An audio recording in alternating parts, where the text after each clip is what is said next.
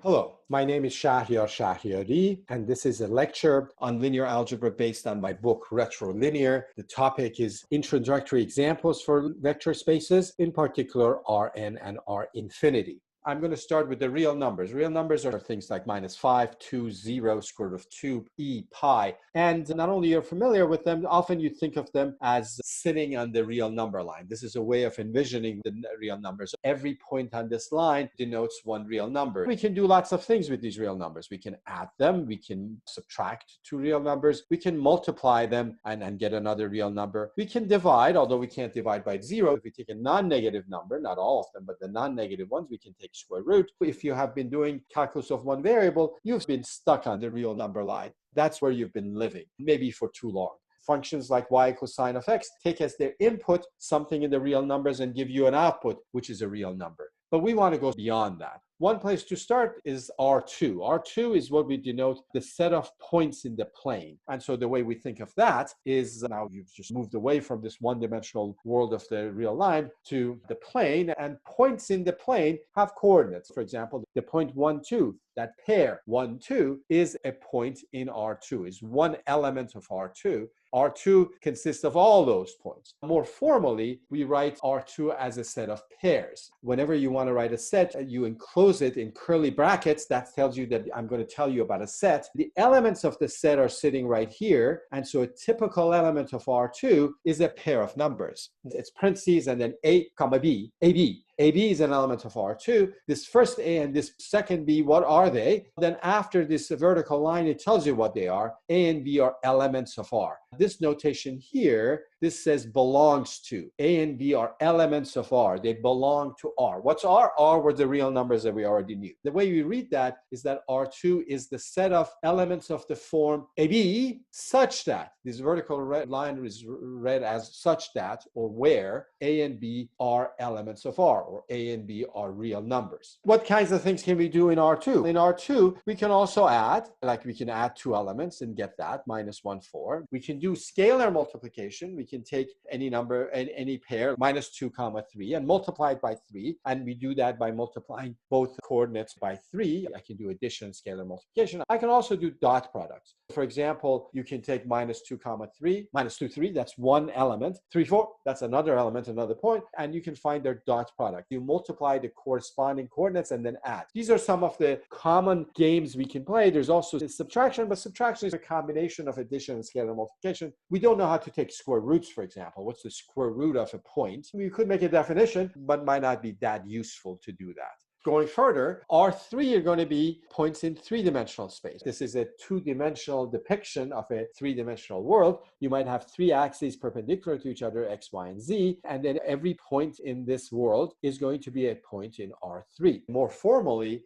R3 is the set of triples, ABC, such that A, B, and C are real numbers. If you are walking down the street and you see a triple with three real numbers stuck in there, then you know you're talking to an element of R3. But if you see something else, no matter what they say, you're not going to be convinced that's an element of R3. We can again do addition. We can add two of these guys component-wise, entry by entry. -2 + 1 is -1, 3 + 1 is 4, 4 - 6 is -2. We can do scalar multiplication, which means that you take one of these guys, one of these elements of R3, one of these triples, and multiply it by one real number. And you do that by multiplying every entry by that, scaling up. You can also do dot products. So you multiply component-wise, but then add, and at the end you get a number. So these are some of the things you can do in three-dimensional space. But why stop at 3? You might say, because the world is three-dimensional. But that's just the physical world. There's lots of times, if you're thinking about the economy, or if you're thinking of a shopping list, you will have much more than 3 variables to worry about. Here's an example. Let's say you have got 5 candidates in an election, and you tally the votes. In precinct 1, these are the tallies of the votes for candidate 1, 2, 3, 4, and 5.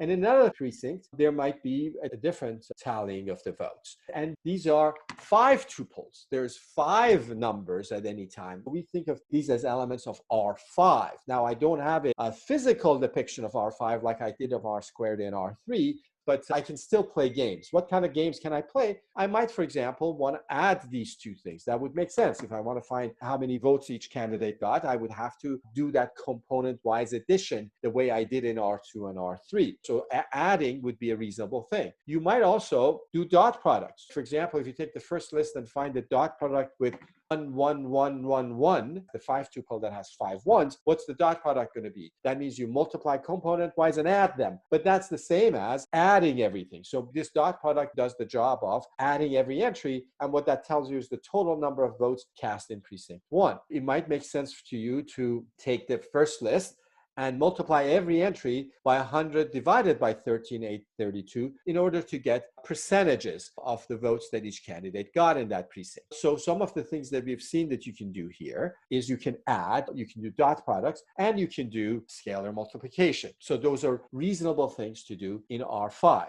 And so we take this as our clue that this thing we did with R2 and R3, we can do more generally. So here's the definition of Rn. N now is a positive integer. It could be 5, it could be 47, it could be 38. Rn is going to be n-tuples. And sometimes we write that as a row, sometimes in a column. When we're talking about elements of Rn, it doesn't really matter. It depends on what day of the week it is, which side of the bed we got up, and so forth. So these two elements, A1 through An and A1 through An as a column, are the same thing. It's just that sometimes we write it as a row vector, sometimes as a column vector. Elements of Rn are n-tuples. Each one of these elements is called an ordered n-tuple because the order does matter, or it's called an n-vector. Why we would call it a vector will become clear later. So what's an element of R5? Those tally votes that we had from precincts, each one of those is one element. Even though they have 5 numbers in them, those 5 numbers together form one element of R5. The element of R5, it just built like that. It has 5 things in it. And Rn itself is called Rn or n space. The elements of Rn can be written as row vectors or as column vectors. So 0, 4, 7 written as a row or as a column are the same thing. This is just one element of R3.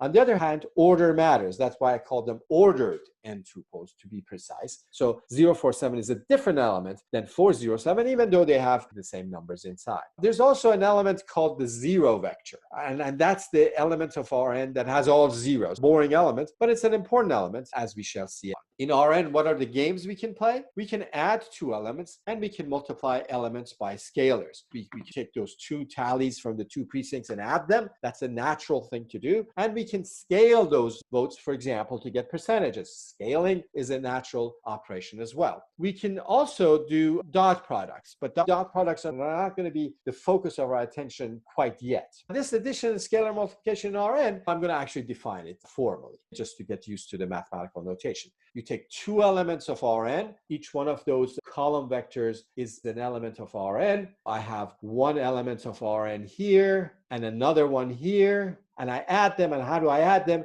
I add the corresponding components. So A1 and B1 are the first entry, they get added up, and so forth. Scalar multiplication is the same thing. You take a scalar alpha and you multiply it by every entry of that one element of Rn. We also have subtraction, because subtraction, as I mentioned before, is a combination of addition and scalar multiplication. If you want to find u minus v, that's the same as u plus minus 1 times v. So if you know how to multiply by scalars, minus 1 times v, and you know how to add u to minus 1 times v, then you have u minus v. When we have addition and scalar multiplication, we automatically have subtraction as well.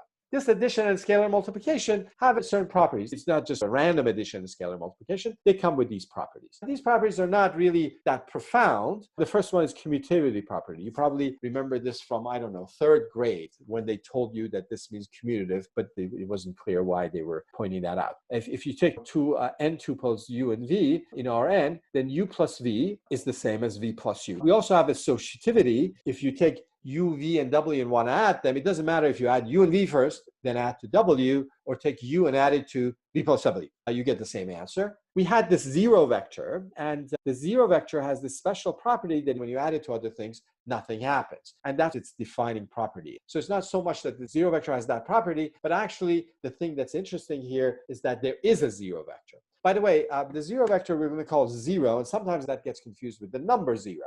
But the context will make it clear whether or not we're talking about a whole bunch of zeros because we're talking about an element of Rn, or just the number zero because we're talking about an element of R. Also, for every element of Rn, every one of these n-tuples, we have a friend, and the minus of that. And then how do I know that I have the minus? Minus U is that element that if you add to U, you get the zero vector. Again, these are not really that profound, but when you look at addition, you have commutativity, you have associativity, you have something called the zero vector that behaves like it should, meaning that when you add it to other things, nothing happens. And for every vector, you've got a friend that if you add those two, you get that special zero vector. These are the properties of addition. Scalar multiplication has also its own set of properties. Note that on top there, I said that alpha and beta are real numbers, and U, V, and W are elements of Rn. So U and V, even though it says U, it's actually an n-tuple. It might be an element of R47. It might have 47 numbers in it. But alpha is a real number. It's just one number. And the property that these guys have is that if you take alpha and multiply it by U plus V, you get alpha U plus alpha V. That's the distributive property. There's another one. If you take two scalars, alpha and beta, and you want to find alpha plus beta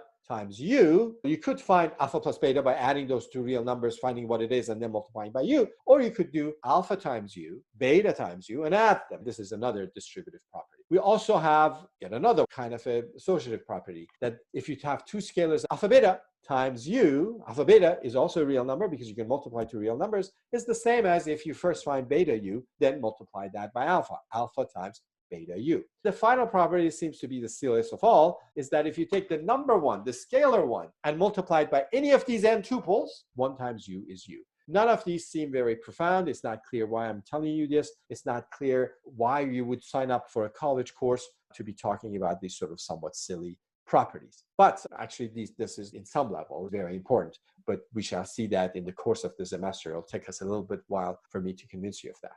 We also have a dot product, which we call the inner product, just to sound fancy. In math, we like to make up words to impress other people. If you have U and V in Rn, again, U and V, each one of them is an n-tuple. If U and V are elements of Rn, that means that U and V each have n things in them, n numbers, and you can find the dot product by multiplying the corresponding numbers and adding them. If, for example, you had a shopping list and then you had another list that had prices, then finding the dot product would make sense because then you're finding the total price, the total cost of your shopping list. Sometimes the dot product is a very useful thing to do. There's actually no reason to stop at n being finite. We can also talk about R infinity. R infinity is not n-tuples, it's infinite tuples. A list of infinite number of real numbers. This is an infinite sequence of real numbers. And in R infinity, you can take two sequences and add them to each other. You can scale a sequence. You can multiply it by 5 or minus 3 or 1/2. Moreover, if you think about it, they follow that same rules in the previous slide. For example, U plus V is V plus U. Two sequences, doesn't matter which order you add them. The properties were generic enough that these guys follow them. There is a zero sequence, all zeros. If you add that sequence to other sequences, nothing happens. Every sequence, you can multiply just everything by negative, and you get a sequence that if you add it to the original sequence, you get all zeros. Now, in R infinity, though, we don't have an obvious dot product, because if you take two infinite sequences and multiply them entry by entry, you can do that. But then if you add them, then you have an infinite sum, and then you have to worry about issues of convergence. The thing that I want you to focus on Rn and R infinity is the fact that we have a set of elements, and we can add those elements to get another element of the set, and we can multiply those elements by scalars to get another element of the set. All we have is a set and two operations, addition and scalar multiplication. And these operations satisfy those straightforward rules. We're going to look at a whole bunch of other examples in the following lectures where we also have two operations, and an operation that we call addition and an operation that we call scalar multiplication. And those operations have the same properties as the ones in Rn and R infinity, meaning that commutativity, associativity, there's a zero, there's negatives, and then there's the four properties of scalar multiplication. We'll call such a set a vector space. A vector space is an abstract object in the sense that I don't know what the elements of that set are, but even though I don't know what the elements are, I know if it's a vector space that there must be a way of adding them, and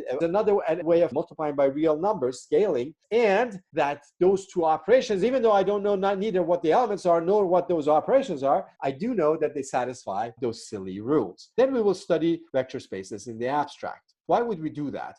Why don't we just study R3 or 5? One reason is efficiency. If we can say something about vector spaces in the abstract, then whatever we say will be true for every one of these examples. By looking at vector spaces in general, in abstract, whatever we can glean, we can apply it to all of these examples. But you should be skeptical if all we know is that I've got a set, I don't know what the elements are, but I know there's an addition, and I know that there's a scalar multiplication, and I know that a scalar multiplication and addition follow those rules. Those rules were just weak. That what are we going to conclude? It just doesn't seem like we are going to be able to conclude anything profound, anything beyond the surface that we just didn't know already about R3 and R4. You should reserve judgment, but I hope that by the end of these set of lectures, you will be quite convinced. We're always going to come back to specific examples to get intuition, because talking about something that we don't know what it is and what the operations are, it's hard. But we can always think back, okay, how would this work in R5? And we say, it works like this. We don't know if it's really true in general, but then we'll try to prove that it actually works in general. And this is the end of this lecture. Keep hydrated, like my video, and subscribe to my channel.